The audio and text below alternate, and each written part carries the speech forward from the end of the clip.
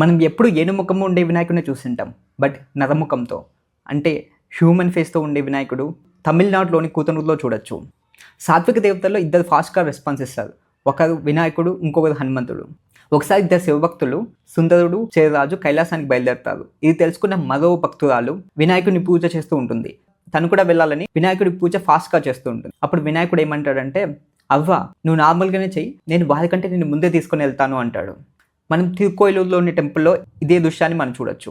చాలామంది ఏమంటారంటే, వినాయకుడేమో బాగా పూజ చేస్తాం, తర్వాత తీసుకెళ్ళి నీళ్ళలో కలిపేస్తాం కదా అంటారు. బట్ మనం తెలుసుకోవాల్సిందంటే, మనం కేవలం దేవతని విగ్రహంలోనే పూజించం. సూర్యునిలో పూజించవచ్చు, జ్యోతిలో పూజించవచ్చు, అంతెందుకు మన హృదయంలో కూడా పూజించవచ్చు. కానీ ఒక విగ్రహం అనేది జస్ట్ ఏదో ర్యాండమ్గా చేసేది కాదు. ఒక ఆగమ శాస్త్రం అనేది ఉంటుంది, ఎలా ఉండాలి ఒక విగ్రహం అనే దానికి. మీరు అనొచ్చు there is no scientific evidence అని. కానీ ఇంగ్లీష్లో సైమాటిక్స్ అని ఒక శాస్త్రం ఉంది.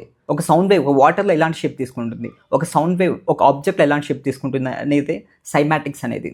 అలాగనే మనం ఐడల్స్ని తయారు చేసుకున్న తర్వాత మంత్రాలతో ఆ దేవతని ఇన్వైట్ చేస్తాం. అలా పూజించిన విగ్రహాన్ని అది ఒక మట్టి విగ్రహం అయితేనే మనం నిమజ్జనం చేస్తాం.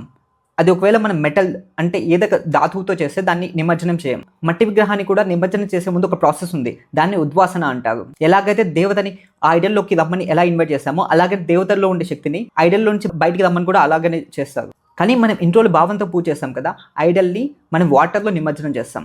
దీన్ని మనం యోగా పరంగా కూడా అన్వయం చేసుకోవచ్చు. మనిషిలో ఉండే షట్ చక్రాలు అంటారు, అంటే 7 చక్రాలు. దాంట్లో మూలాధార చక్రం ద బాటమ్ ఎలిమెంట్, ఇది అర్త్ ఎలిమెంట్. దీనికి అధిదేవత వినాయకుడు అంటారు. మూలాధారం ఎలిమెంట్ పైన ఉండే ఎలిమెంట్ ఏంటంటే స్వాధిష్టానం, అది వాటర్ ఎలిమెంట్. అర్త్ ఎలిమెంట్ని వాటర్ ఎలిమెంట్లో మర్జ్ చేస్తాం, అంటే స్థూలం నుంచి సూక్ష్మం వైపుగా మనం ట్రాన్సెండ్ అవ్వడం. అలాగనే వినాయకుడు ప్రథమ దేవత అంటారు. వేదంలో ఉండే మంత్రాలు కూడా ఓంతో స్టార్ట్ అవుతాయి.